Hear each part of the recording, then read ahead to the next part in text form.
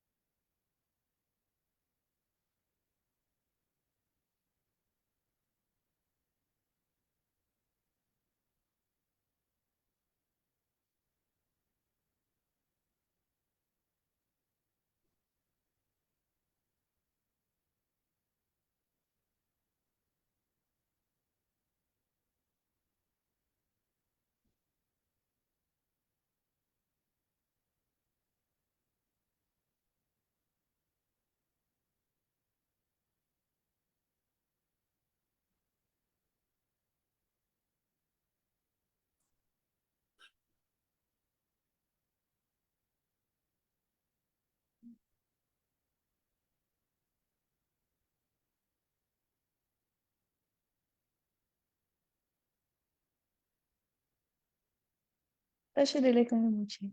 Oh yeah, Toshitele. How was your travel? How was your travel? Yes, it is. It is quite smooth. It is not nice. that long. I mean, Oh. about altogether, because I stopped overnight in Bangalore, near Oh. Bangalore, Yes. so it is quite straightforward. Okay, that's good. Good to see you again, Rishi. Thank you.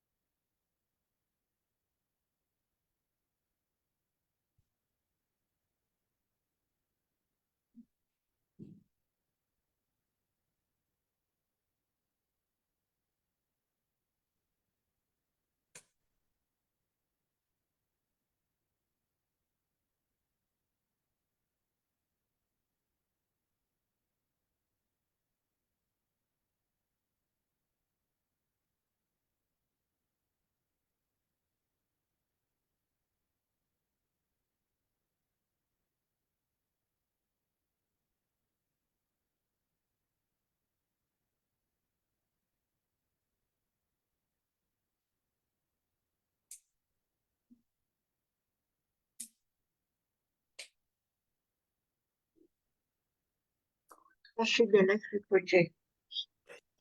다시 텔레. Oh yeah.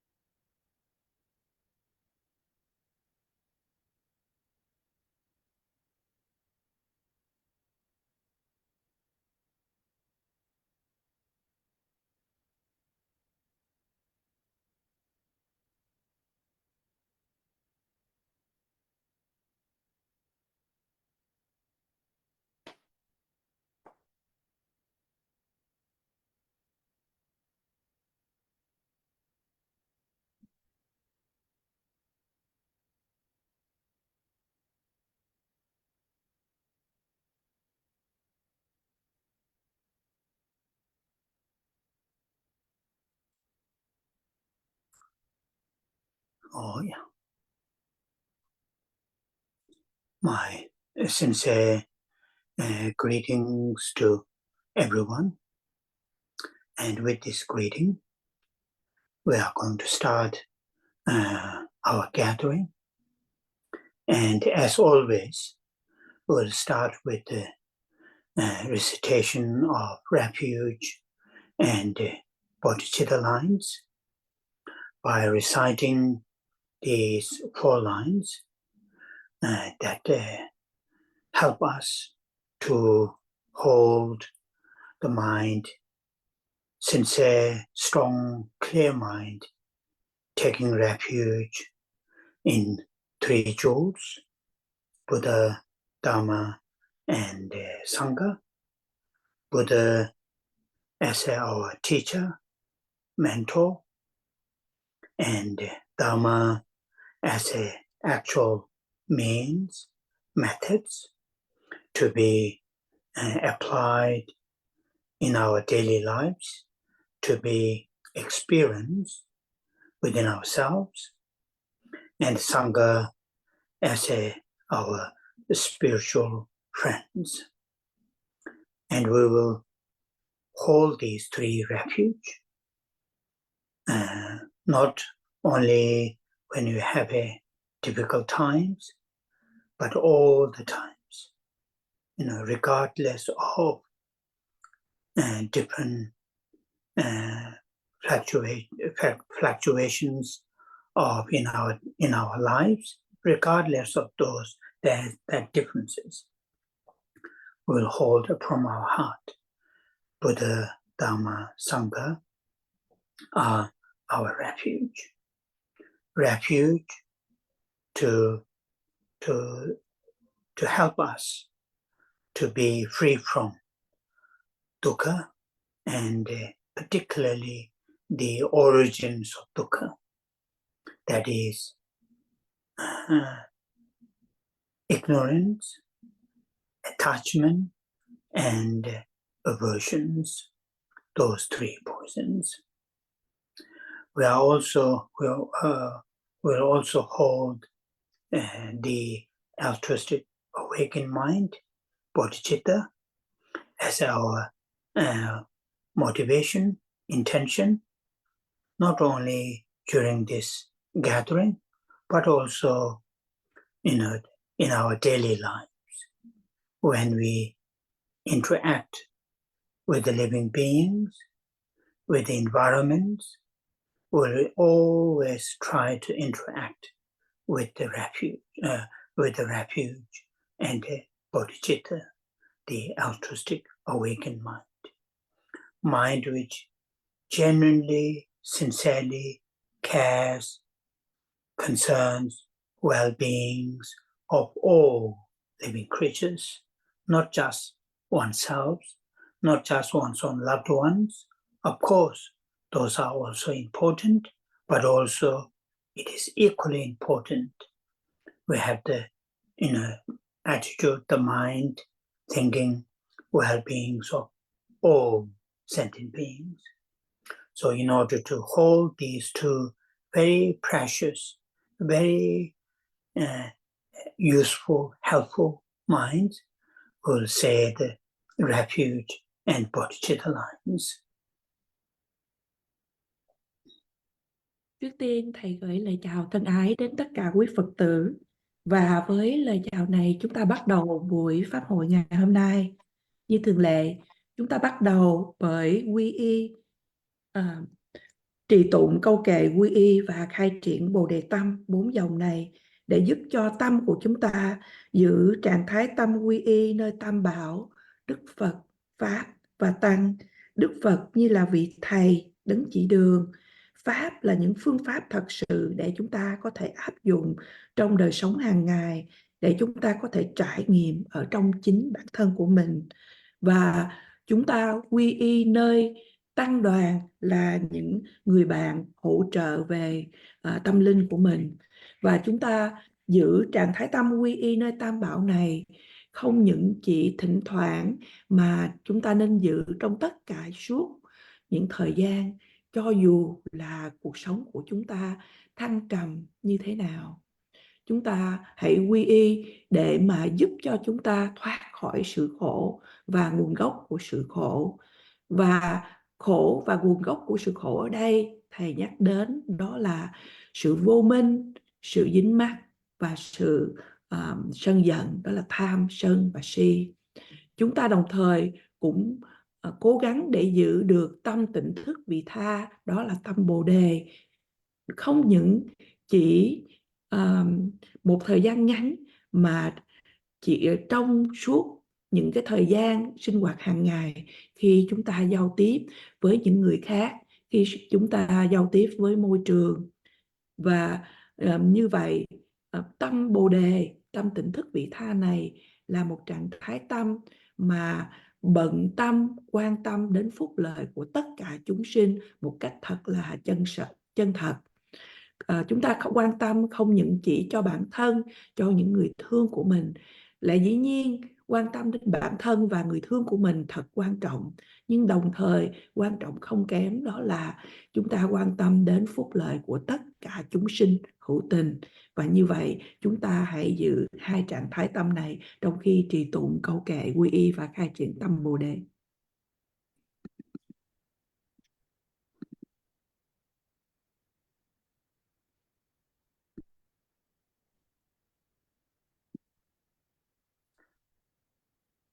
Sanje chedan tsoji chonamala chanjo pardo dani janso che dage jenso jebe chonamaji dola penje sanje choba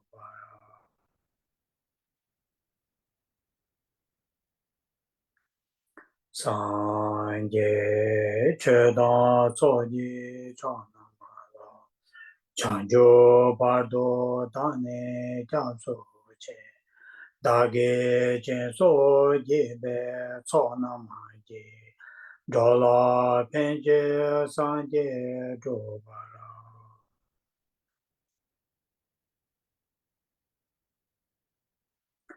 Sanje chedan soje chona mala. Chanjo bardo dane japso che. Dagi jenso jebe chona manje. Dola penje sanje dobara.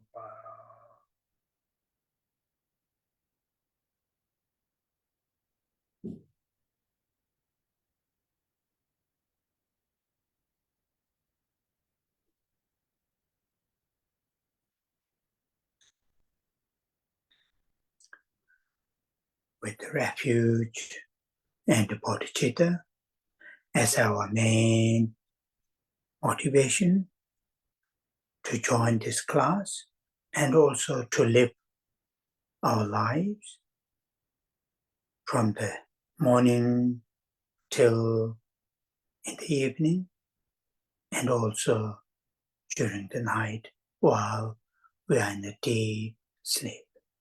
Always, try to hold these two minds.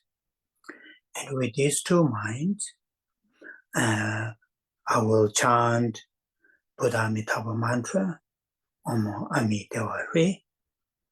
While I'm chanting the mantra, we all hold love and compassion, bottom of our heart, with sincerity, with the, with the sincere, and we'll share with this our love and compassion towards all living beings, starting upon oneself, one's own loved ones, one's own family members, friends, colleagues, and then gradually to extend towards all living beings.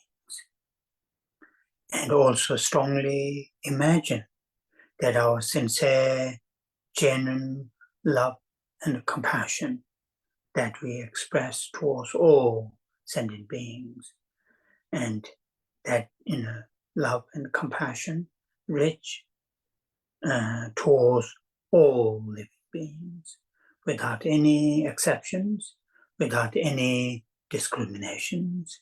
Strongly imagine that is happening.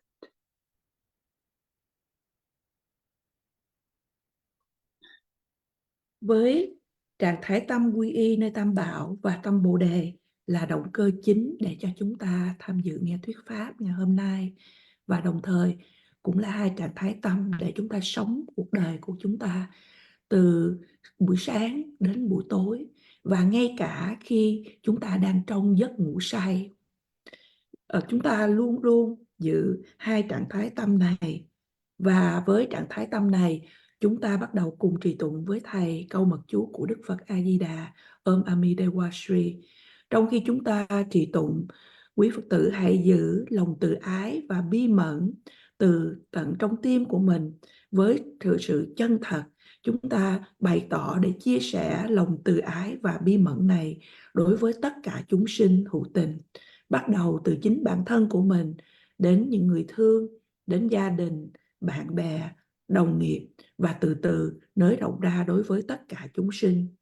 Đồng thời, chúng ta cũng quán tưởng một cách thật là mạnh mẽ rằng sự bày tỏ về lòng từ, lòng bi thật là chân thật này đến tất cả chúng sinh sẽ dẫn đến và giao tiếp đó với tất cả chúng sinh mà không có sự ngoại lệ, không có sự phân biệt nào.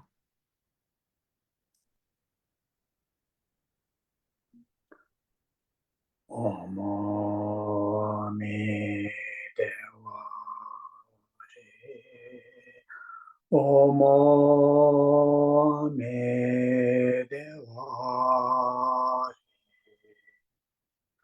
Om Amidewa Om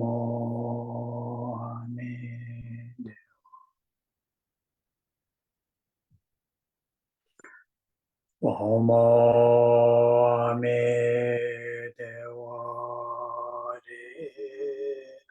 Omo Ame Dewa Re. Omo Ame Dewa Re.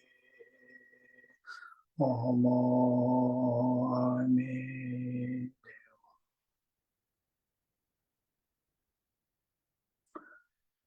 Omo Ame Dewa Re. Omo Ame Dewa Re. Omo Ame Dewa Re. Omo Ame Dewa.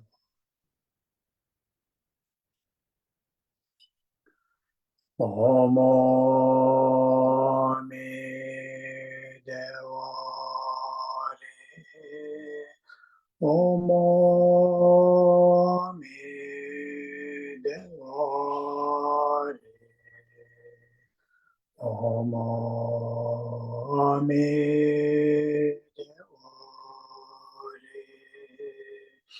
Omo Ame Dewa.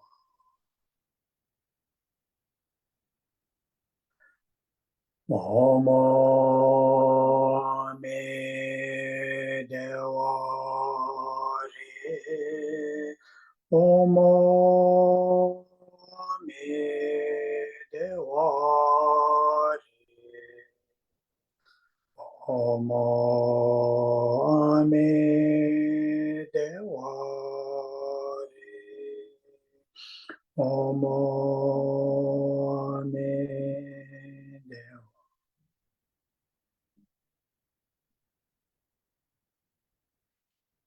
Omo Ame Dewa Re. Omo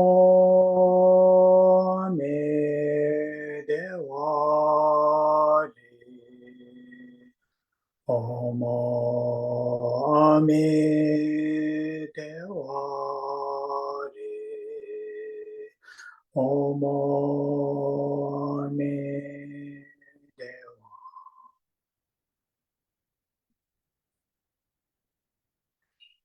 Omo Ame Dewa Re. Omo Ame Dewa Re. Omo Ame Dewa Re. Omo Ame Dewa. Omo Ame Dewa Re. Omo Ame Dewa Re. Omo Ame Dewa Re. Omo Ame Dewa. Omo Ame Dewa Re. Omo Ame Dewa Re. Omo Ame Dewa Re. Omo Ame Dewa.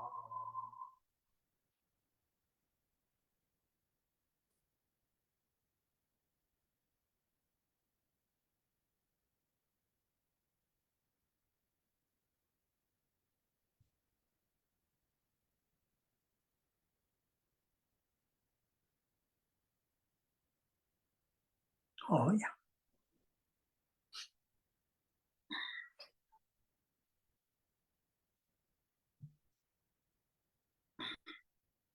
So last Saturday, I made a quotation from Tsongkhapa's praise to the Buddha because of teaching nature of dependent originations, dependent arising. And that verse, which very clearly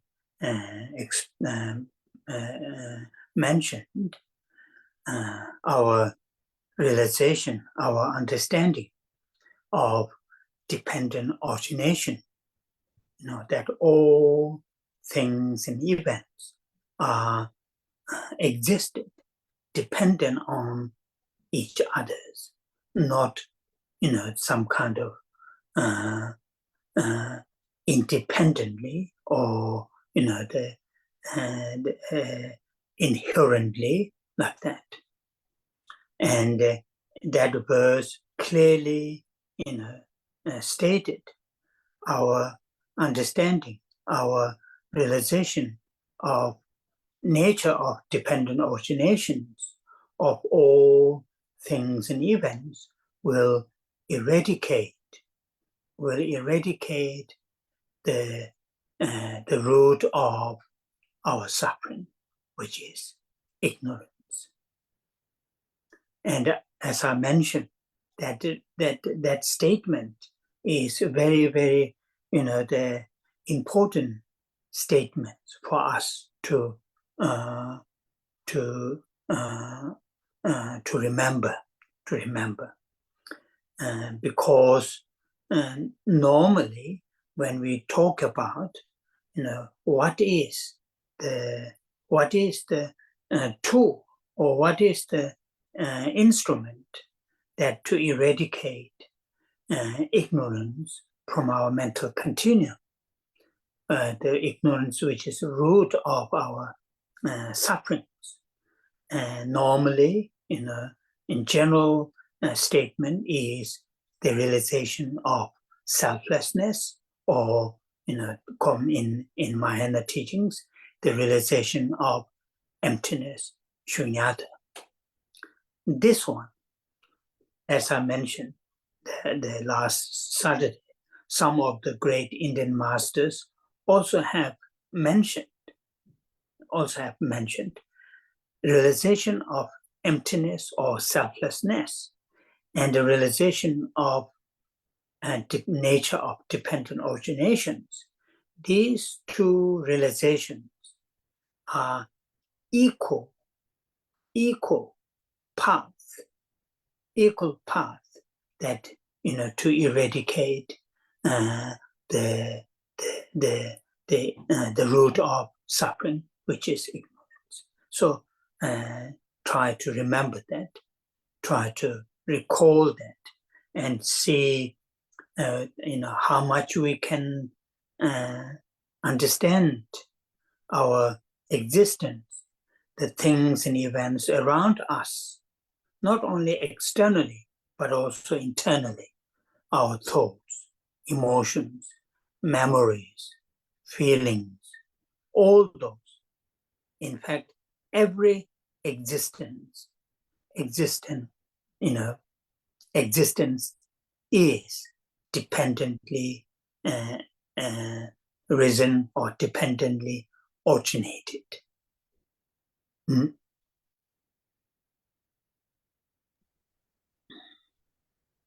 Thứ Bảy vừa qua, Thầy đã trích dẫn một đoạn kệ 4 dòng từ Ngài Tông Khả để tán thán đến Đức Phật lịch sử và để cho chúng ta hiểu về giáo lý duyên khởi.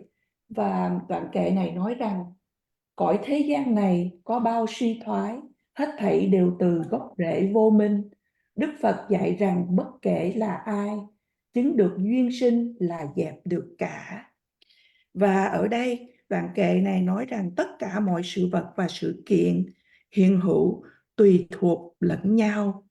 Không có một sự vật hay sự kiện nào mà hiện hữu một cách độc lập, tự tồn. Và đoạn kệ này cũng nói lên về tự tánh hay bản chất tất cả mọi sự vật và sự kiện, và nói lên để mà về lý duyên khởi, để nhổ tận gốc của cội rễ của sự đau khổ. Đây là cái sự vô minh, và mệnh đề này thì quan trọng để cho chúng ta để nhớ, để mà có thể tu tập. Bởi vì thông thường khi chúng ta nói về những điều gì mà có thể giúp cho chúng ta tu dưỡng để mà loại trừ đi vô minh, loại trừ đi gốc rễ của khổ đau, thì nói chung khi nói đến điều này, chúng ta được nghe về sự vô ngã, hay ở trong Phật giáo Đại Thừa thường nhắc đến tánh không hay sunyata. Và tuần vừa rồi thầy có nói rằng là có một số những vị đại sư người Ấn Độ nói rằng là sự thực chứng về sự vô ngã hay tánh không và sự thực chứng về giáo lý duyên khởi, cả hai sự thực chứng này đều bằng nhau trong một chiều hướng là có thể nhổ đi, loại trừ đi nguồn gốc của sự khổ đau, đó là vô minh. Và như vậy chúng ta hãy cố gắng để nhớ đến điều này, và cảm nhận rằng là chúng ta hiểu được cái mức độ bao nhiêu về những cái sự hiện hữu của sự vật và sự kiện mà xung quanh chúng ta diễn ra như thế nào. Không những như vậy, chúng ta hãy nghĩ đến những sự việc và sự kiện mà ở trong nội tâm, đó là những tư tưởng, những ý nghĩ, những cảm xúc của chúng ta. Và tất cả những mọi sự vật và mọi sự kiện đều là do duyên khởi hay duyên sinh. Yeah. And that the understanding of nature of dependent origination, and also understanding of the emptiness, these are not just intellectually something becoming very clever or having very sophisticated understanding. These realizations, these understandings must help us to reduce grasping. That is the main reason. For example, when we talk about, I have discussed with you, the relatively detail on selflessness. So look at a little bit on this, on the other side, dependent origination. Some of the great masters have helped us to understand dependent origination in a step-by-step, gain a step-by-step realizations. When I say step-by-step, in the sense certain levels of dependent origination, we ordinary people like you and me understand. For example, dependent, the results existent or to have results, whatever it can be, internally or externally, there must be cause. Without cause, there won't be result. That we understand. As I quite often, when I talk on this subject, quite often I gave my late mother's, her understanding of that levels of dependent origination, because she was poor farmer, when she was a young girl in Tibet, and also after becoming refugee in South India, and whole her life, she spent her whole her life growing crops, and she understands, the having sowing the seed during the the springtime for the purpose of having good harvest, at the harvest time during the end of the raining season. that kind of dependency. And not only that, having good harvest at the harvest time, she understands, it is very much dependent on having very healthy seeds and all the fertilizers and all those 2-3 months of taking care of the entire process to get until the last part of the harvest. So that kind of dependent origination, dependent arising, that we understand. But our understanding is very much that levels of dependent origination is very much, what you call the limited. We just, keep ourselves in a very limited, we don't push that understanding. For example, my late mother's case, she doesn't put that kind of understanding of dependent origination apart from the growing the crops or maybe some other external things, but not for the internal, and in the long term. So those great teachers have mentioned, for us to pay close attention of understanding of nature of dependent origination at that level. In Tibetan, it is called Gyunde Ki Tendel. Gyu is the cause, De is the result, Tendel is the dependent origination. So dependent origination or nature of dependent origination or dependent arising at the cause and effect level. And we have the full capacity to understand that, but we keep our understanding very limited level. We don't extend, we don't push further.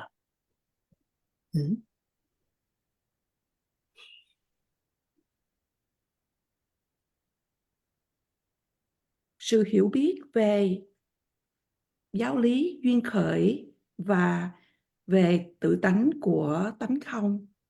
Đây không phải là những sự hiểu biết trên phương diện tri thức để mà chúng ta có thể nghĩ rằng là những cái sự hiểu biết này giúp cho chúng ta để mà giải quyết hay để chúng ta tìm ra được những cái điều gì đó thật là hay hay là thật là khó. Mà ở đây thầy nói rằng để sự hiểu biết về giáo lý duyên khởi, về tánh không để giúp cho chúng ta giảm thiểu đi sự chấp ngã hay sự chấp vào đó.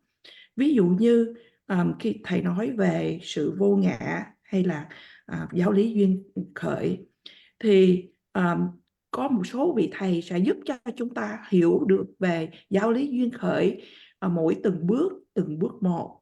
Từng bước ở đây trong một chiều hướng là có những cái mức độ hay những cái sự hiểu biết nào đó mà chúng ta, những người bình thường như thầy và chúng ta có thể hiểu được. Ví dụ như là để mà chúng ta có được một cái kết quả nào đó, cho dù những kết quả ở bên ngoài hay bên trong, thì chúng ta cần có cái nguyên nhân. Bởi vì nếu mà không có nguyên nhân thì sẽ không có đưa lại kết quả. Thầy đưa cho chúng ta ví dụ là người mẹ quá cố của thầy. Trước đây thầy cũng nhắc đến điều này. Sự hiểu biết của bà về giáo lý duyên khởi là một người nông dân. Từ nhỏ bà đã là một nông dân ở bên xứ Tây Tạng, và ngay cả khi đi qua Ấn Độ, toàn bộ cuộc đời của bà để mà gieo hạt và để gặt hái, thì bà hiểu rằng khi mà gieo hạt và vào mùa xuân thì khi đến cái mùa màng thì sau khi cái mùa mưa thì sẽ gặt hái được kết quả. Và đồng thời để mà có được một mùa màng tốt đẹp thì bà cũng hiểu rằng là cần phải gieo những hạt giống tốt và cần cả phân bón, cần phải dùng thời gian để lo lắng trong vòng 2-3 tháng thì mới có được một mùa màng tốt đẹp.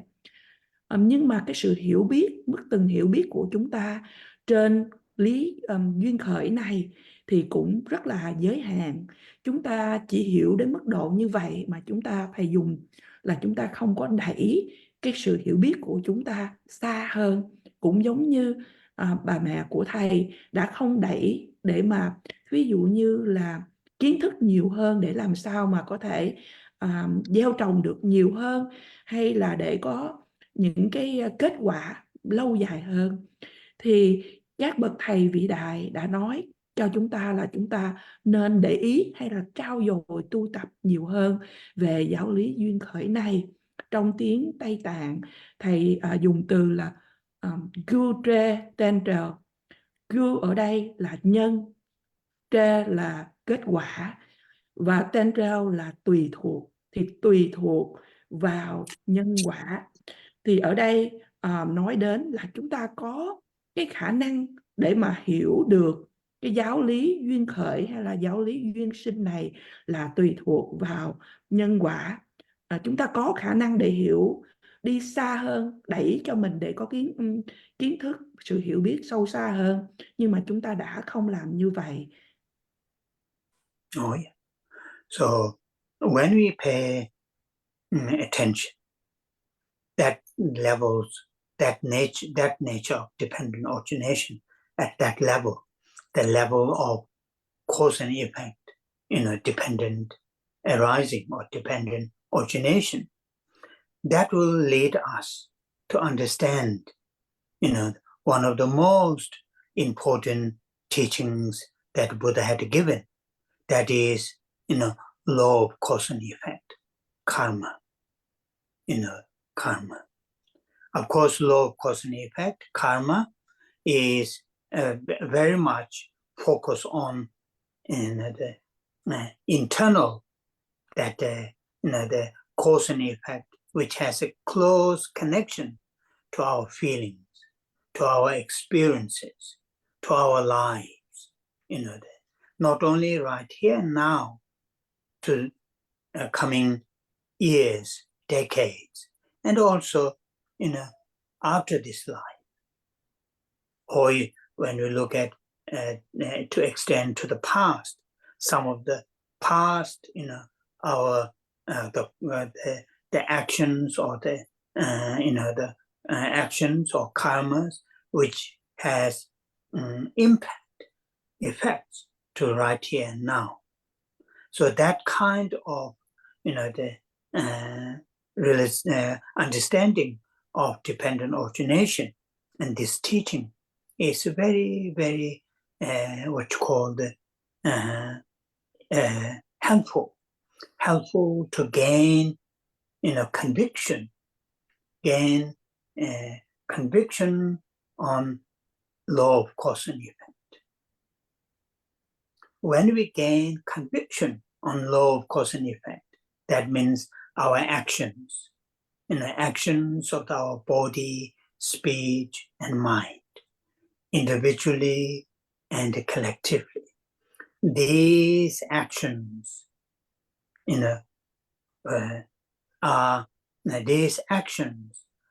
will bring the results, consequences. In that way, that understanding, deeper and more detailed and understanding that we have gained in these levels of dependent origination, then what you call the one of the Kadamba masters, they have said the moment we understand that levels of dependent origination, dependent origination at the levels of cause and effect, particularly our own actions by our body, speech, and mind, and their consequences, their results. Then what this Kadamba master will say, then we will not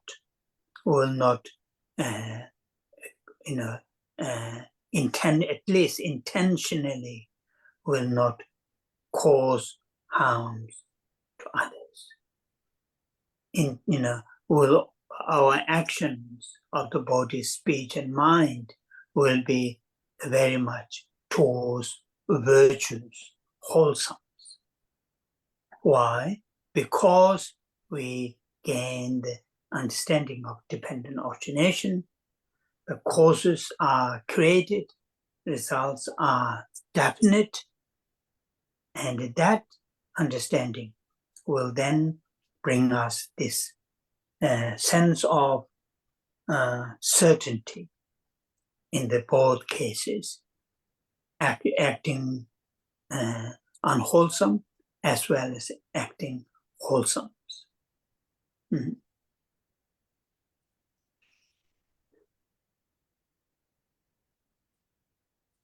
Khi chúng ta để ý về bản chất của giáo lý duyên khởi mà ở trên mức tầng của nhân và quả, trên mức tầng của giáo lý duyên sinh, thì nó sẽ dẫn cho chúng ta hiểu được về một trong những giáo lý mà quan trọng nhất mà Đức Phật đã chỉ dạy, đó là định luật nhân quả hay định luật của nghiệp. Và định luật nhân quả tập trung về những cái nguyên nhân và những cái kết quả mà chúng ta phải trải nghiệm ở trong hiện tại và cũng như trong cuộc đời của chúng ta, không những ở ngay bây giờ hiện tại mà cả trong những thập niên kế tiếp hay thậm chí là cái kiếp kế tiếp. Và những hành động hay là nghiệp mà chúng ta tạo ra thì nó sẽ có ảnh hưởng đến bây giờ và cũng có ảnh hưởng trên tương lai. Và sự hiểu biết như vậy về giáo lý duyên khởi thì giúp ích cho chúng ta để mà chúng ta có được cái sự thuyết phục về định luật nhân quả. Và khi chúng ta được thuyết phục bởi định luật nhân quả này thì tự nhiên những hành động của chúng ta qua thân, qua lời nói, qua tâm ý của chúng ta, mỗi từng hành động, cho dù một hành động riêng rẽ hay một hành động mà có cả ba điều này, thì những hành động này chúng ta hiểu rằng những hành động này sẽ đem lại những cái hậu quả. Và nếu chúng ta hiểu ở cái mức tầng của giáo lý duyên khởi như vậy, đó là mức tầng trên định luật nhân quả, mà một trong những bậc đại sư của phái Ca Đàm có nói rằng khoảnh khắc hay giây phút mà chúng ta hiểu được mức tầng của giáo lý duyên khởi này, đó là mức tầng của định luật nhân quả, thì những hành động qua thân, khẩu và ý của chúng ta ít ra sẽ không có cố tình để gây hãm hại đến những người khác. Những hành động qua thân, khẩu, ý của chúng ta sẽ hầu như hướng đến những thiện hành. Bởi vì khi mà chúng ta đạt được cái sự hiểu biết về giáo lý duyên khởi này ở trên mức tầng của định luật nhân quả này, những nguyên nhân, những nhân mà chúng ta tạo ra thì nó sẽ khẳng định, sẽ đưa đến những kết quả mà chúng ta sẽ nhận lãnh, và cho dù đó là những hành động, những hành vi thiện hay bất thiện. So this, within the Noble Eightfold Paths, in the third group, which is the concentration group, the mindfulness, Noble Path of mindfulness. Here, mindfulness is very, very crucial. To hold this notion, to hold this understanding, the understanding of dependent origination, the nature of dependent origination at the levels of cause and effect. That should be, should be held in our mind all the time. And holding that understanding is the function of mindfulness.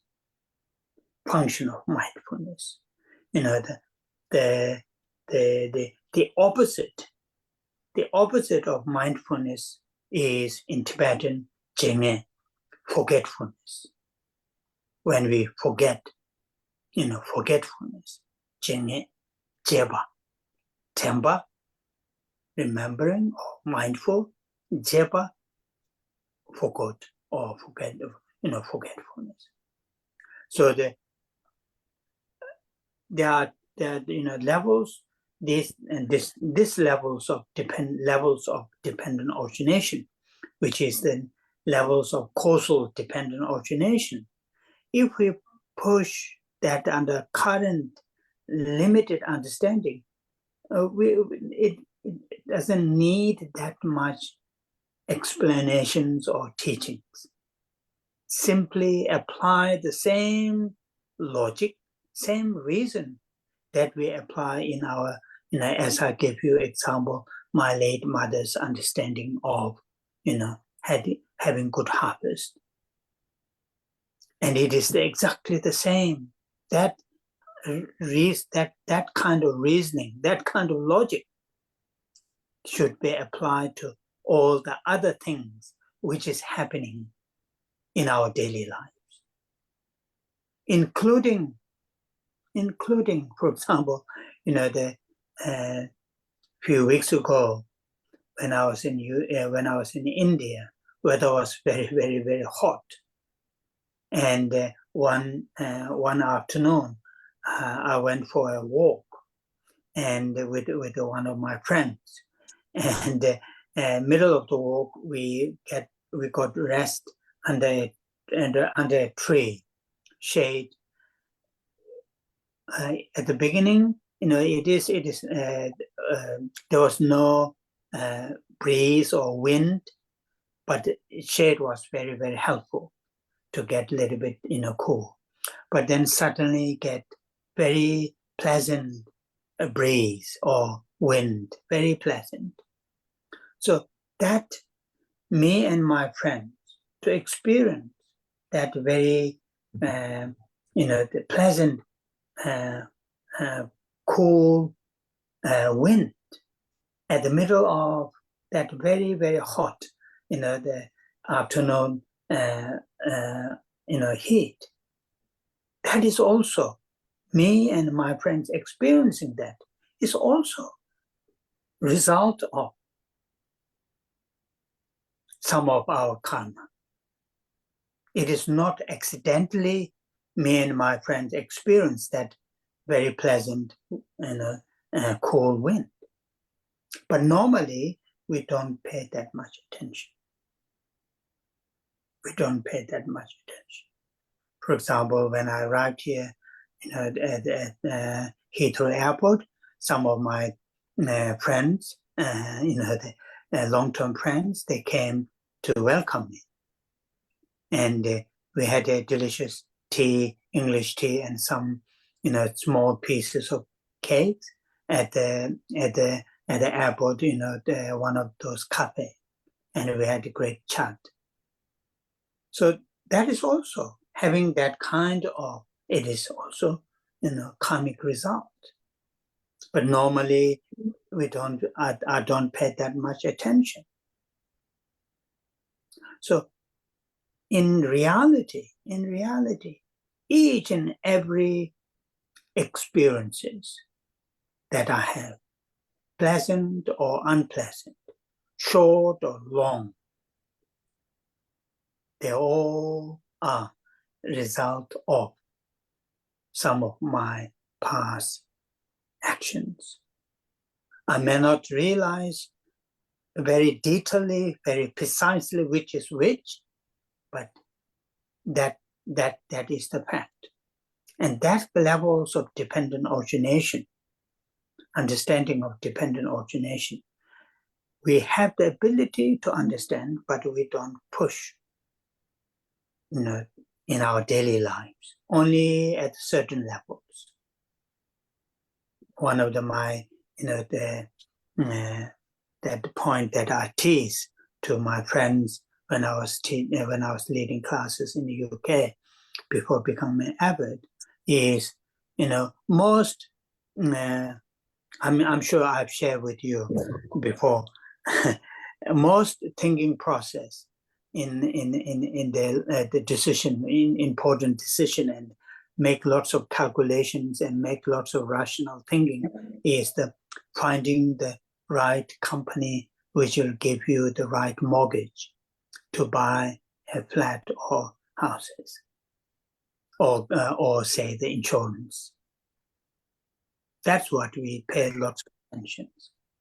But we don't pay that much attention to our other part of our daily lives.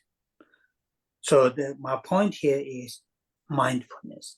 Lack of mindfulness and lack of sort of, I'm not saying you people, I'm talking about, when I say we, I'm talking about myself, lack of not pushing our boundary further, understanding of these levels of dependent origination further than what naturally provide us, what culturally provide us.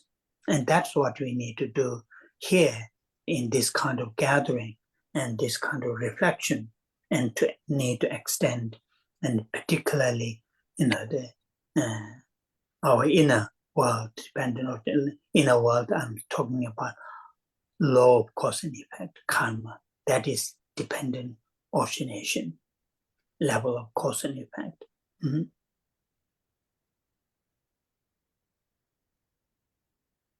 Trong bát chánh đạo và nhóm thứ ba của giới định tuệ, thì ở trong đây thầy đang nói đến định. Thì trong định thì chúng ta có nói đến chánh niệm. Chánh niệm ở đây là điều thật là thiết yếu khi chúng ta giữ sự hiểu biết về tự tánh của giáo lý duyên khởi này ở mức từng của định luật nhân quả. Thì chúng ta nên giữ những cái sự hiểu biết của chúng ta ở mức từng này về định luật nhân quả. Khi mà chúng ta giữ tâm của chúng ta về định luật nhân quả như thế này, đây là cái chức năng hoạt động của chánh niệm, là một trong 8 nhánh của bát chánh đạo. Thì sự ngược lại của tâm chánh niệm đó là cái tâm hay quên. Thì ở mức từng mà chúng ta hiểu về giáo lý duyên khởi ở mức từng của nhân và quả này, thì cái sự hiểu biết của chúng ta cũng không có cái sự hiểu biết này, như thầy nói thật, nó cũng đơn giản khi mà không cần mà để cho chúng ta phải suy xét nhiều, và chúng ta cũng vận dụng những cái logic giống như bà mẹ quá cố của thầy nghĩ đến để mà gieo hạt giống để mà gặt hái mùa màng. Và những cái điều này chúng ta cũng có thể ứng dụng vào tất cả mọi sự việc khác ở trong cuộc đời của chúng ta. Trong đó thầy đưa chúng ta một vài những ví dụ như là vài tuần trước đây khi thầy còn ở bên Ấn Độ, vào một buổi trưa nóng thì thầy đi tản bộ với một người bạn của thầy. Và khi đi tản bộ này thì thầy khi trời nóng thì quý thầy ngừng lại ở một cái bóng mát của một cây. Thì một khoảnh khắc sau thì có một cái luồng gió mát đi qua, và thầy và người bạn của thầy cảm giác được cái luồng gió mát ở giữa trưa hè nóng bức này. Và cái điều này thầy nói lên là đây không phải là một cái sự ngẫu nhiên, mà thầy cảm nhận được cái luồng gió mát này nó cũng có cái nhân của nó, mà đưa cái kết quả là mình được hưởng cái luồng gió mát này. Nhưng mà thông thường thì chúng ta cũng không có để ý đến cái điều này. Thầy đưa một ví dụ khác. Vừa rồi thầy đi đến phi trường Heathrow ở bên London, thì một vài những người quen, người bạn của thầy đã đi đến đón thầy ở phi trường, và sau đó quý thầy ghé một tiệm ăn bánh và uống trà và nói chuyện. Thì đây cũng là một cái quả của cái nghiệp mà thầy đã gieo trước đây, mà thông thường thầy cũng không có chú ý đến. Nhưng mà rõ ràng đây là cái kết quả của những cái nhân trước đây. Trên thực tại thì thầy nói rằng mỗi cái trải nghiệm, kinh nghiệm mà thầy trải nghiệm, cho dù đó là một trải nghiệm thoải mái hay dễ chịu hay không dễ chịu, cho dù những trải nghiệm đó ngắn hay dài, thì đó là kết quả của những hành động mà thầy đã tạo ra trong quá khứ, và đó là sự thật. Thì khi mà chúng ta hiểu về giáo lý duyên khởi như vậy, giáo lý duyên sinh như vậy, mà chúng ta không có đẩy mình đi mà chỉ ở một cái mức độ nào đó, à, thì cũng giống như rằng thầy cho một ví dụ khác là một trong những người bạn của thầy, những người đồng đạo, trước khi mà thầy trở thành viện trưởng của tu viện Sarame, và thường thường hay nói đùa với nhau, mà thầy nghĩ rằng là thầy cũng kể cho chúng ta nghe rồi, thì có thể nói đùa với nhau là có thể là cái sự suy nghĩ mà chúng ta dự tính nhiều nhất, dùng nhiều thời gian nhất, là chúng ta bận tâm để tìm được một cái cơ sở hay một cái hãng mà cho đúng, để mà chúng ta có thể tìm được cái mortgage. Chúng ta con tạm dịch tiếng Việt đó là cái sự thế chấp, để mà chúng ta mua nhà thì thường thường cần có cái mortgage. Thì chúng ta bận quan tâm đến quá mức rất là nhiều, chỉ là đi tìm một cái company, một cái hãng để mà chúng ta có được cái mortgage tốt nhất.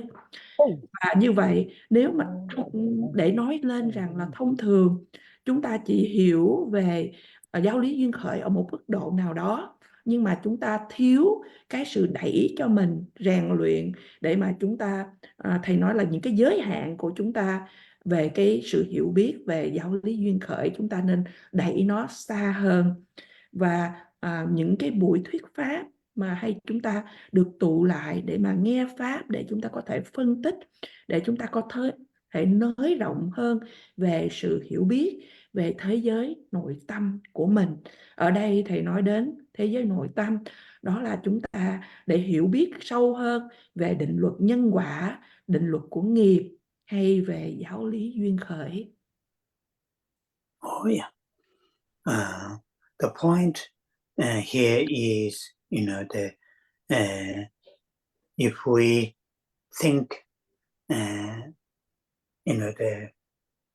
the Buddha himself, his own teaching, the first teaching that we have studied, that we are studying now, the Four Noble Truths. The Four Noble Truths. The first two Noble Truths, the Noble Truth of suffering and Noble Truth of origins of suffering. When Buddha taught these two in more extensively, that is, the 12 links of dependent origination, 12 links of dependent origination, more detailed, the explanation of the first two Noble Truths is the 12 links of dependent origination in a 12 links of dependent origination. And what that detailed explanation tells us, it tells us each link to each link plays role to to produce the second and the third and fourth, and eventually the entire 12 links keep us in samsara. And that is the dependent origination, inner dependent origination that Buddha taught. Inner in the sense how our life, how our own existence is existed in the sense of dependent, causal dependent, dependently, which is very, very important, to reflect on. Normally, when I say my life, I will just think here, right here and now. Maybe a little bit in my past years, or a little bit my coming years. Not as a whole, not as a whole. When I say I'm happy, or when I say I'm not happy, or when I think my life is something precious, I may think very, this sort of selected, not as a whole. In that case, my understanding of dependent origination, the nature of dependent origination of my life is very much limited. As I mentioned, an example of my late mother's understanding of, the harvest is dependent, good harvest is dependent on having, very healthy seeds and having good fertilizers and having good rain. Only that understanding. Like that, when I say my life, I like to have a good life, happy life, very, selected. And that is here we need to extend or expand our understanding of, causal dependent origination, particularly in our world. Outside is, is important, but what is most important for us, Dharma practitioner, is paying attention, being mindful of this causal dependent origination at the level, our inner level.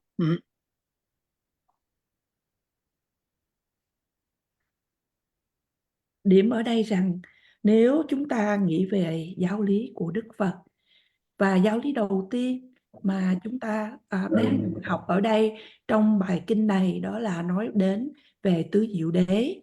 Và hai diệu đế thứ nhất nói đến khổ đế và tập đế, đó là nói về sự khổ và nguyên nhân của sự khổ.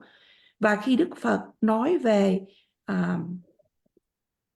giáo lý về cái sự tùy thuộc vào duyên khởi này, thì Đức Phật đã giảng về thập nhị nhân duyên, và mỗi từng cái chi của thập nhị nhân duyên này đóng một vai trò để mà đưa đến ví dụ như là cái chi đầu tiên thì dẫn đến cái thứ nhì, thứ ba và thứ tư, thậm chí là toàn bộ về 12 nhân duyên mà để giữ chúng ta ở trong vòng luân hồi sinh tử. Điều này được gọi là duyên khởi mà ở bên trong. Duyên khởi bên trong, tại sao gọi là duyên khởi ở bên trong? Đó là nói về cái chính cuộc đời của chúng ta, làm cái sự tồn tại của cuộc đời của chúng ta tùy thuộc lẫn nhau trong cái 12 nhân duyên này mà nó đi vòng. Và điều này là điều quan trọng để chúng ta cần phải tư duy. Thông thường khi chúng ta nói đến là cuộc đời của tôi, thì chúng ta có thể nói đến là chỉ ở đây và ngay bây giờ, hay có thể chúng ta chỉ nhắc đến về năm trước hay năm sắp tới, mà chúng ta không nhìn về cái cuộc sống hay cuộc đời của chúng ta là một cái gì đó mà tổng hợp. Và khi chúng ta nói rằng là tôi hạnh phúc hay tôi không hạnh phúc, hay là cuộc đời của tôi quý giá, thì chúng ta chỉ nói về một cái phương diện nào đó, một cách chọn lựa phương diện nào đó, mà chúng ta không nói đến toàn bộ tất cả những khía cạnh khác nhau. Như vậy, cái sự hiểu biết về giáo lý duyên khởi mà của cái cuộc mà chúng ta nói về cái cuộc đời của mình thì thật có cái giới hạn. Cũng giống như là bà mẹ quá cố của thầy khi nói đến để một cái gặt hái được một mùa màng tốt đẹp thì chỉ cần hạt giống, cần phân bón và cần có một cái mùa mưa thật tốt. Cũng như vậy, chúng ta nói tôi muốn có một cái cuộc sống tốt đẹp, thì ở đây chúng ta cần phải nới rộng ra để mà chúng ta hiểu về những gọi là lý duyên khởi, những gì mà cần phải có nhân thì nó mới đưa đến cái quả của chúng. Và cụ thể ở đây chúng ta nói đến về những điều gì về phần nội tâm. Tuy là có ở phần về bên ngoài, nhưng mà chúng ta đang nhấn mạnh về phần nội tâm, bởi vì là những Phật tử tu tập thì phần chánh niệm nội tâm về cái giáo lý duyên khởi, đặc biệt là ở về bên trong của mình thì rất là quan trọng. So very often, I think His Holiness Dalai Lama also have said, use this statement saying, that in Tibetan, chi tendel, chi literally it means external. Now the understanding of chi tendel is dependent origination. Understanding of external dependent origination.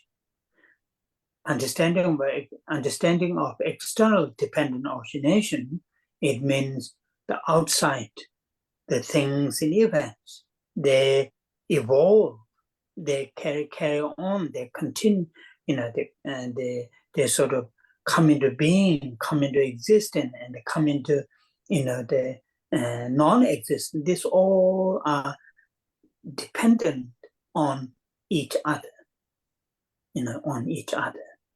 That is external, which is quite useful and helpful for us to understand. But for us, it is the nangitendo. Nang means inner, dependent origination. Inner in the sense dependent origination, or inner sense of something directly related to our feelings of pain, pleasure, and neutral. I mean, here the English term feeling might be quite may not be capturing entire the connotation of Tibetan term sorwa. One time I have a discussion with one of my friends, English scholar. The term English, in English term, the feeling, mainly people understand something, sensual feelings, something which more, what you call the physical, that. But in the Buddhist term, sorwa, for example, when we talk about 5 aggregates, out of the 5 aggregates, the second aggregate is sorwa, and quite often translated the feeling, which may not be capturing entire depth of the, or connotation of what in Tibetan sorwa, I don't know in Sanskrit. So when we talk about inner dependent nature of dependent origination, we are talking about inner in the sense something that related, connected to the living beings, to the sentient beings, the feeling, pain, pleasure, neutral. So the roughly, talking the cultivating, the understanding of nature of dependent origination at the levels of cause and effect, we can be looked at in two areas: external, the dependent nature of dependent origination, and the internal. Of course, both are important, but for us directly related is our inner, the dependent origination. So we need to pay more attention, be mindful that our every our feelings or experience are very much dependent on some other factors, not they occur accidentally, not they occur without causes. that way, our, if I use that term, cultivation of deep respect to the cause and effect, law of cause and effect, karma, will be very, very, what you call very, very strong, very strong.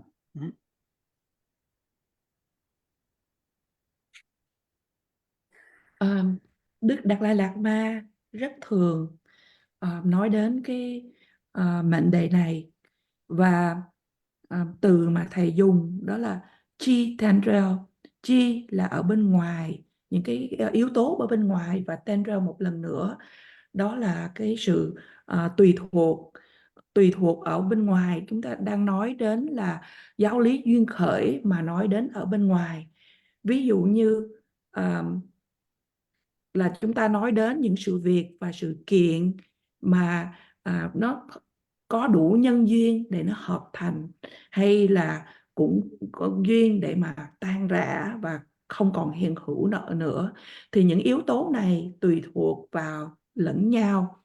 Thì điều này cũng rất là hữu ích để cho chúng ta hiểu về giáo lý duyên khởi mà khi chúng ta nói đến những cái điều ở bên ngoài.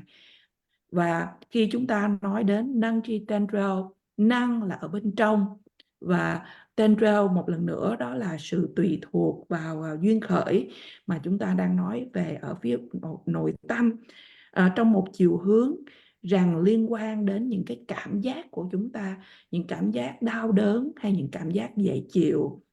Cái từ mà tiếng Anh là feeling, thầy nói rằng là là cảm giác, có thể không có nắm bắt được đầy đủ trọn vẹn ý nghĩa.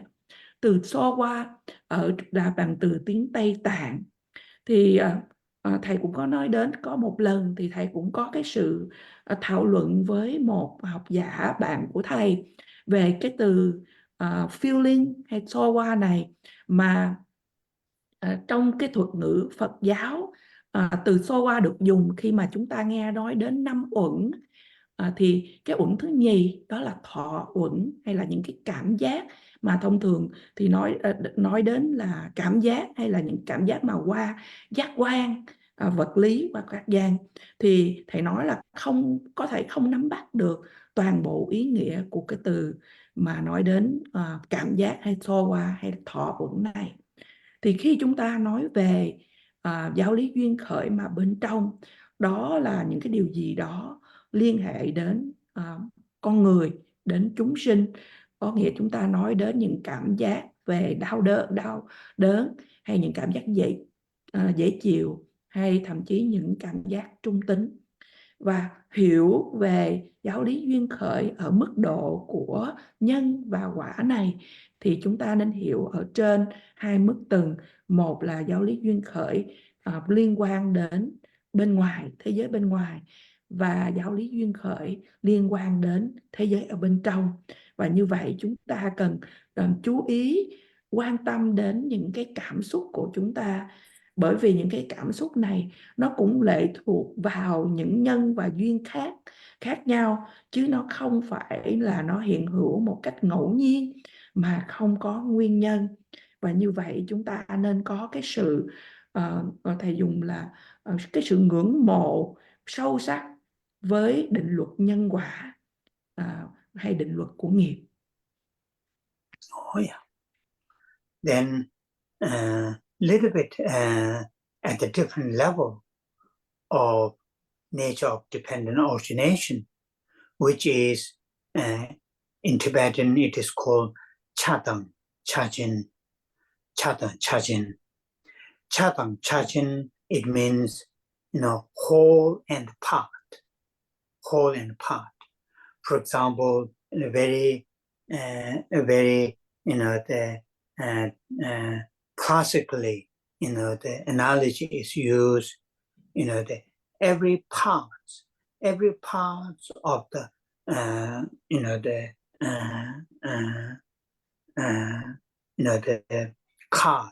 card here.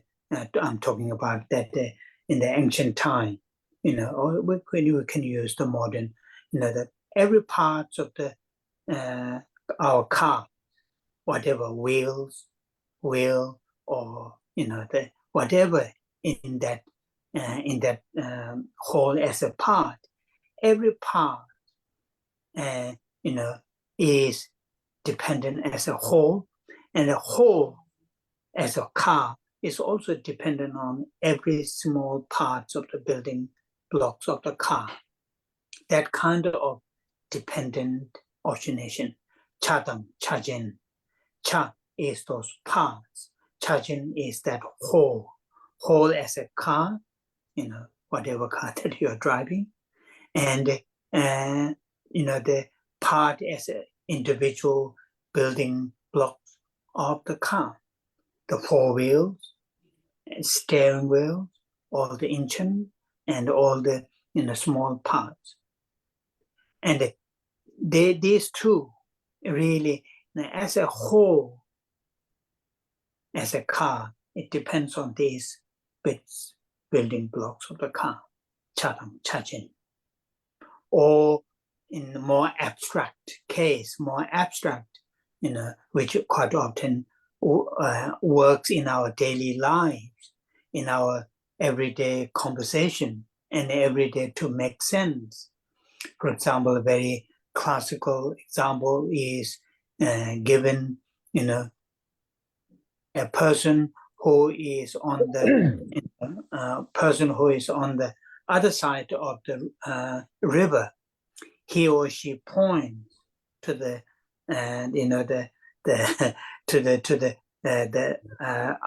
other side of the river, saying over there, and for him or her, that is over there, and here where he or she is over here. But the person B who is on the other side, for him or her, over there is pointing towards this side, over here is on his side. So this kind of abstract, but still, these are very much part of everyday our lives, in our conversations, in our daily, without these kind of things, we cannot function properly. Linguistically, conceptually, these are very important parts. So part-dependent alternation at the levels of part, whole, and parts. But normally we don't pay that much attention. We just take for granted, culturally, linguistically, conceptually, and in our daily lives. So dependent alternation at the levels of that in certain extents different from the previous one. Previous one is result is dependent on causes. Causes. Existence of result is dependent on causes. But here is like more or less mutual dependency, parts and whole.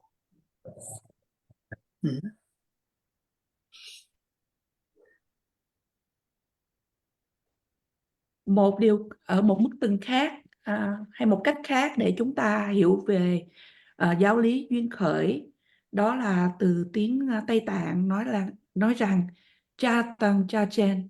Cha ở đây là một cái sự tổng hợp, và cha chen là những bộ phận hay những phần mà nó hợp lại thành cái sự tổng hợp.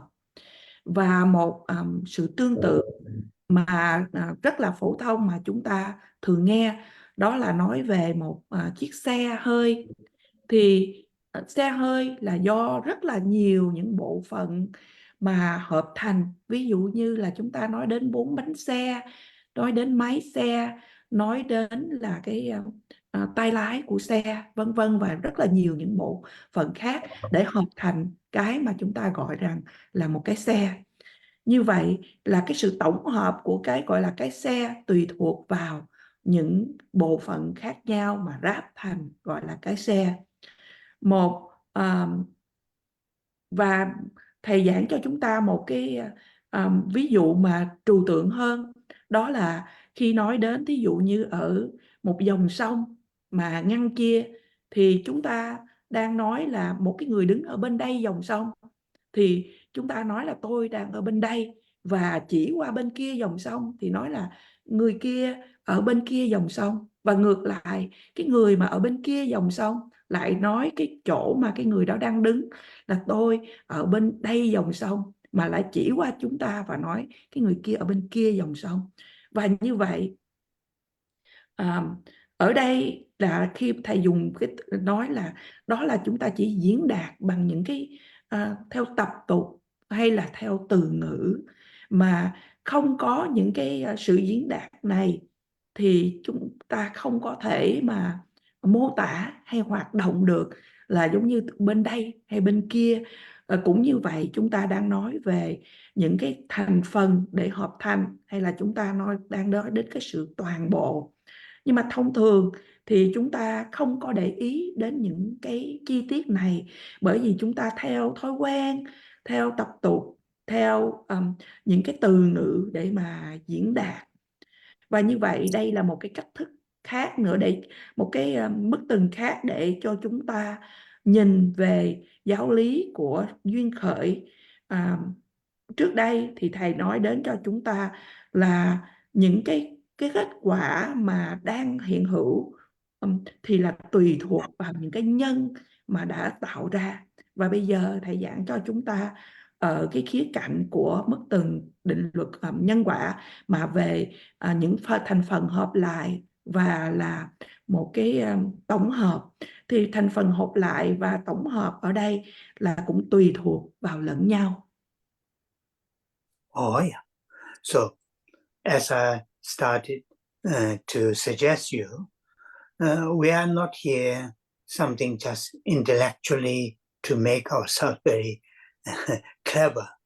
We are here to really to pay attention, be mindful to the nature of how things and events exist. And in here, the teachings of the Buddha, and as Tsongkhapa stated, the things, nature of the things and events, all small or big, important or not important, internal or external, all things and events exist dependently, not independently. But that understanding, should help us to loosen our grasping on the things and events. Our grasping coming from that we have a deep belief, wrong sort of, the wrong belief that things and events have a certain levels of, independent what they are. Either they are positive or they are negative, externally or internally.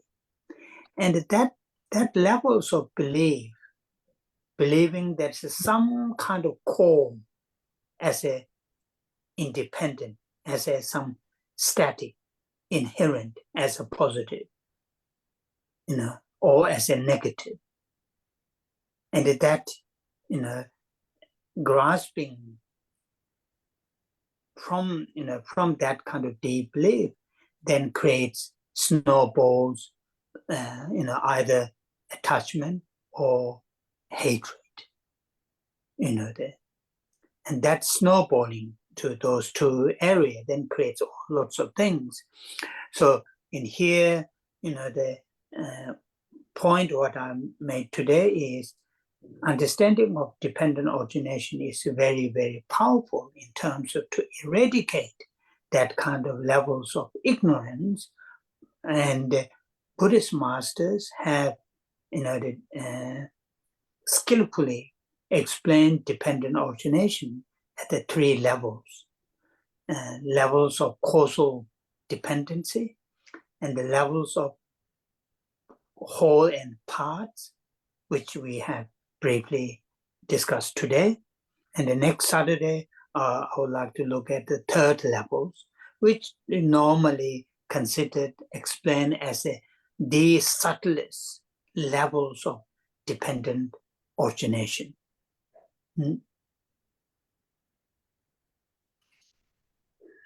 Như thầy bắt đầu đã gợi ý cho chúng ta rằng những cái chúng ta tụ tập ở đây để nghe Pháp không phải là ở trên phương diện tri thức, không phải để cho chúng ta chứng tỏ là mình thông minh, mà ở đây là để cho chúng ta tu học để mà hiểu được làm thế nào mà những sự vật và sự kiện hiện hữu tồn tại.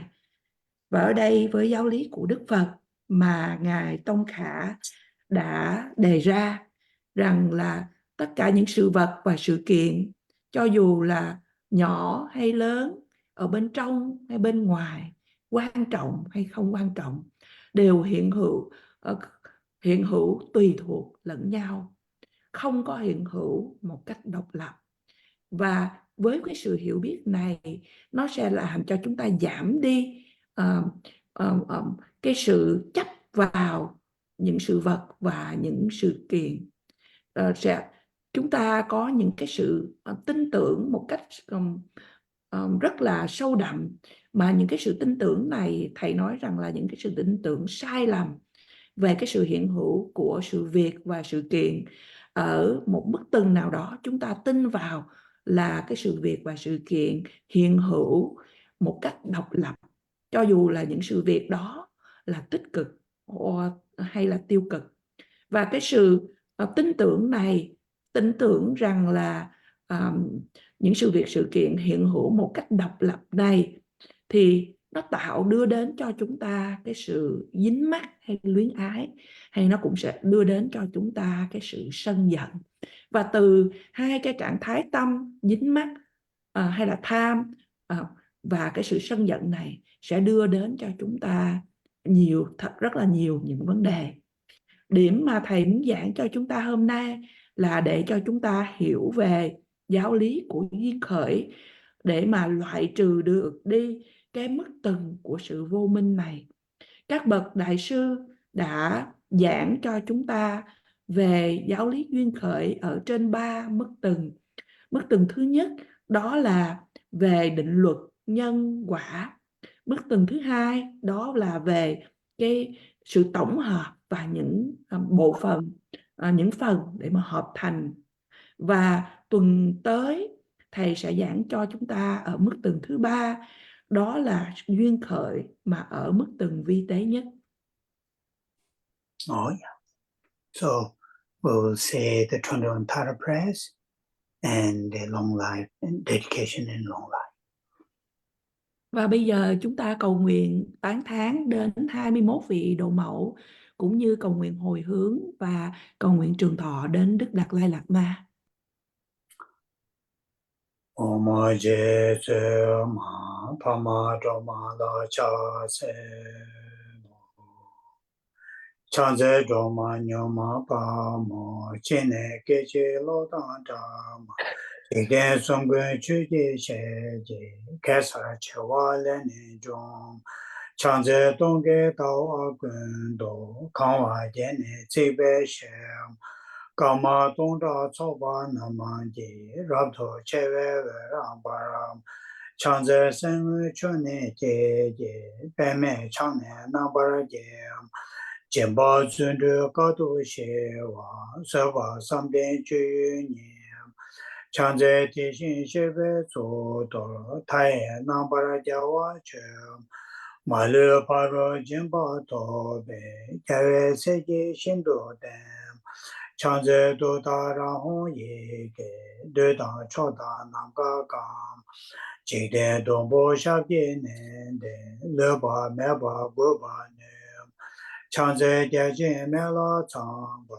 Longla Nacho Wanju Chem Chombo Rola Jesa Namanda Nejun Soye Dune Tem Chanze Jeje Chatang Peje Paro Chogo Rabdo Jom ye gong yun jiang shab di nen de me bar chok ba shin do param chang ze tu re ji ba chen bo de ji pa o na bar chong chu ji shen ne chong ni den ze da o tam je ma lu se chang ze gun zhou sum zhen cha je sen me to ga na bar je ma lu chou je ko lo jen be rang je we je cao na ma chu chang ze rab do ga wa je be wo jen we je chen wa be xie ba rab xie du da ra yi du dang ji dian wang du zai chang ze sa xi zhong wei cao na ma tam je bu ba nu ma ni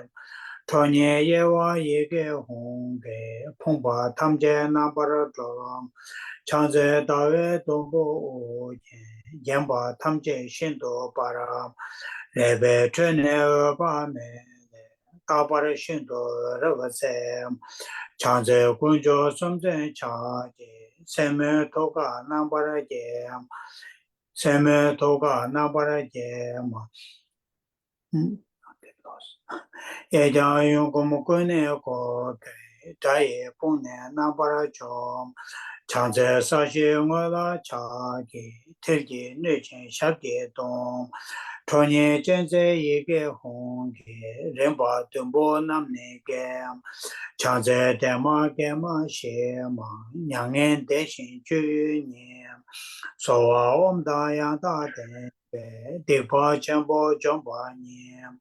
常在国内过了个岗位，他也轮难那把儿干，一个举办俺那个呗，你把红来装满年，常在多的下面大呗，红的那边300年，来了面大了大呗这。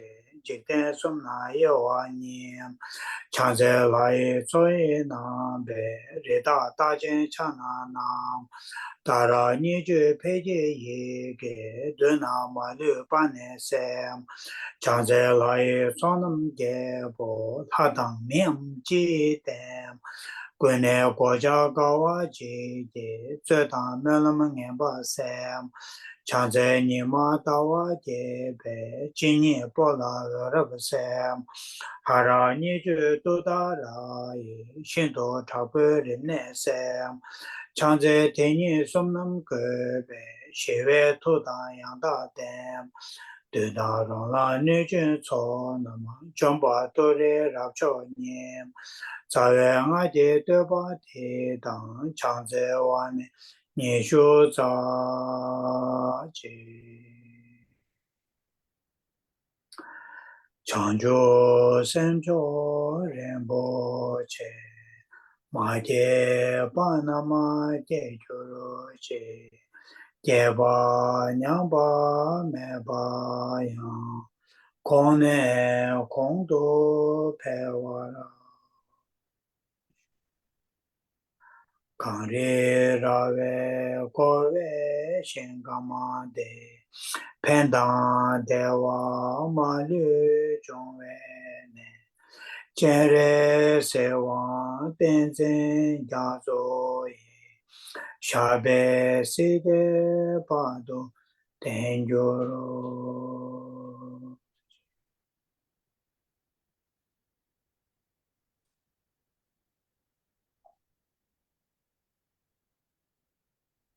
？Oh yeah, Thank you, Rinpoche. thank you everyone. Very much. Thank you. Thank Thank you, you, Rinpoche. Rinpoche. Thank you, Rinpoche. Thank you, Thank Rinpoche. you. See you Thank you, next Rinpoche. Saturday. Thank you, Kevin. Thank you. Take care. Okay. See you Okay. next Thanks. Saturday. Thank you. Bye bye. Bye bye. Thank you, Lisa.